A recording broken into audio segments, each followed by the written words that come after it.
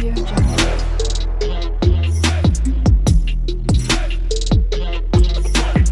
Audio Jungle. Hello everyone, ఎలా ఉన్నారు అందరూ? Welcome back to our channel Sai Shruti makeup and vlogs. ఈరోజు recipe tomato నిల్వ పచ్చడి. సో ప్రాసెస్ ఏంటి అన్నది అయితే ఫుల్ వీడియోలో చూసేద్దాం. ఎవరు కూడా వీడియో మిస్ అవ్వకుండా ఎండ్ వరకు చూడండి.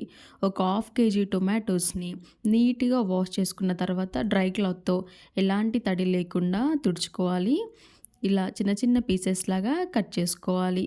ఇప్పుడు స్టవ్ పైన ఒక ప్యాన్ పెట్టి అందులోకి ఈ టొమాటో పీసెస్ని యాడ్ చేసుకోవాలి. ఇప్పుడు ఈ టొమాటో పీసెస్లోకి కొంచెం పసుపు ఇంకా కొంచెం ఆయిల్ వేసుకోవాలి. స్టార్టింగ్లోనే ఆయిల్ వేసుకోవచ్చు, కానీ నేను ఇక్కడ ఫస్ట్ టొమాటోస్ వేసుకున్న తర్వాత దాంట్లోకి కొంచెం పసుపు ఇంకా ఆయిల్ని అయితే యాడ్ చేస్తున్నాను. ఈ టొమాటోస్ అన్నీ కూడా ఒక 5 to 10 మినిట్స్ వరకు మంచిగా మెత్తగా ఉడికేంత వరకు ఉడికించుకోవాలి. ఇలా టొమాటోస్ని ఉడకబెట్టి పెట్టుకుంటే మనం ఈజీగా ఒక 1 మంత్ పాటు మనం స్టోర్ చేసుకొని తినొచ్చు.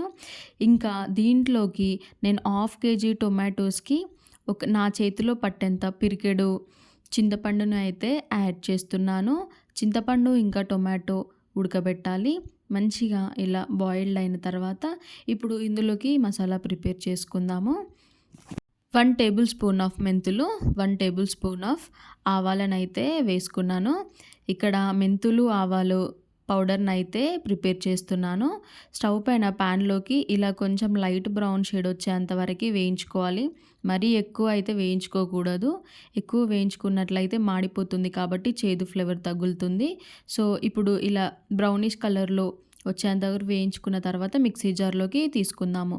ఇప్పుడు ఉడకబెట్టిన టొమాటోస్ కూడా మిక్సీ జార్లో వేసుకొని ఇందులోకి హాఫ్ కేజీకి నేను 1 టీ కప్ ఆఫ్ కారం, half tea cup of salt అయితే యాడ్ చేశాను. ఇంకా ఇందులోకి కొన్ని వెల్లుల్లిని కూడా వేసుకొని గ్రైండ్ చేసుకోవాలి. ఇప్పుడు టొమాటో పీసెస్ని కూడా గ్రైండ్ చేసుకోవాలి. ఇప్పుడు మసాలాని కొంచెం టొమాటో పీసెస్లోకి యాడ్ చేసుకోవాలి. ఇక్కడ నేను 1.5 స్పూన్ అయితే మసాలా యాడ్ చేసుకున్నాను. ఈ మసాలా అంతా కూడా మంచిగా మిక్స్ అయ్యేంత వరకు బాగా కలుపుకోవాలి. ఇప్పుడు దీంట్లోకి మనము తాలింపు అయితే ఇంకా ప్రిపేర్ చేసుకుందాము. తాలింపులోకి స్టవ్ పైన ఒక ప్యాన్ పెట్టి తాలింపుకి కావాల్సినంత ఆయిల్ని తీసుకోవాలి.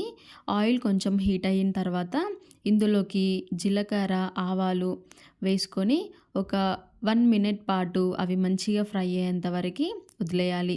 ఇప్పుడు ఇందులోకి మనము పప్పులు కూడా యాడ్ చేసుకుందాము. నా దగ్గర ఉన్న మినపప్పు, శనగపప్పుని యాడ్ చేశాను.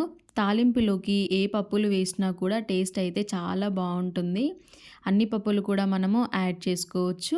ఇప్పుడు ఈ పప్పులన్నీ కూడా కొంచెం ఫ్రై అయ్యేంత వరకు ఆయిల్లో వదిలేయాలి. ఇంకా ఈ పప్పులు, జీలకర్ర, ఆవాలు మంచిగా డీప్ ఫ్రై అయిపోయిన తర్వాత ఇప్పుడు ఇందులోకి ఒక 2 ఎండుమిర్చిని చిన్న చిన్న పీసెస్ లాగా కట్ చేసుకొని యాడ్ చేసుకోవాలి.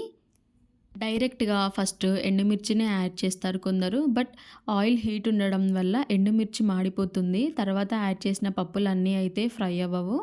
సో అందుకని చెప్పి నేనైతే ఫస్ట్ పప్పులనే వేశాను, తర్వాత ఎండుమిర్చి. ఇప్పుడు ఇందులోకి పసుపుని కూడా యాడ్ చేసుకోవాలి. పసుపు పచ్చి ఫ్లేవర్ పోయి మంచిగా ఫ్రై అయ్యేంత వరకు ఒక 1 మినిట్ పాటు వదిలేయాలి. ఇప్పుడు తొక్క తీసి పెట్టిన వెల్లుల్లిని కూడా డైరెక్ట్గా పేస్ట్ చేయకుండా యాడ్ చేసుకోవాలి. వెల్లుల్లిని అయితే ఆల్రెడీ మనము టొమాటోస్లోకి యాడ్ చేసాము. ఇప్పుడు తాలింపులోకి పేస్ట్ లాగా చేయకుండా డైరెక్ట్గా వెల్లుల్లిని వేసుకున్నాను. ఇప్పుడు ఇదంతా కూడా ఒక 2 మినిట్స్ పాటు వదిలేస్తే మంచిగా ఫ్రై అయిపోతుంది. ఇప్పుడు స్టవ్ ఆఫ్ చేసుకొని పచ్చడిలోకి తాలింపుని యాడ్ చేసుకుందాము. ఇప్పుడు స్టవ్ ఆఫ్ చేయగానే అయితే వేసుకోకూడదు. ఒక 2 మినిట్స్ పాటు వదిలేసి కొంచెం చల్లగా అయిపోయిన తర్వాత తాలింపు అంతా కూడా యాడ్ చేసుకొని మంచిగా పచ్చడిని మొత్తాన్ని కూడా కలుపుకోవాలి. ఇలా ప్రిపేర్ చేసి పెట్టుకుంటే ఎన్ని కర్రీస్ ఉన్నా కూడా ఫస్ట్ ముద్ద చట్నీతో తింటే టేస్ట్ అయితే చాలా బాగుంటుంది. సో ఈ నిల్వ పచ్చడిని ఈజీ ప్రాసెస్లో మీరు కూడా ట్రై చేయండి. మీకు ఈ వీడియో నచ్చినట్లయితే ఒక లైక్ చేసి ఛానల్ని సబ్స్క్రైబ్ చేసుకోవడం మర్చిపోకండి. And thank you for watching.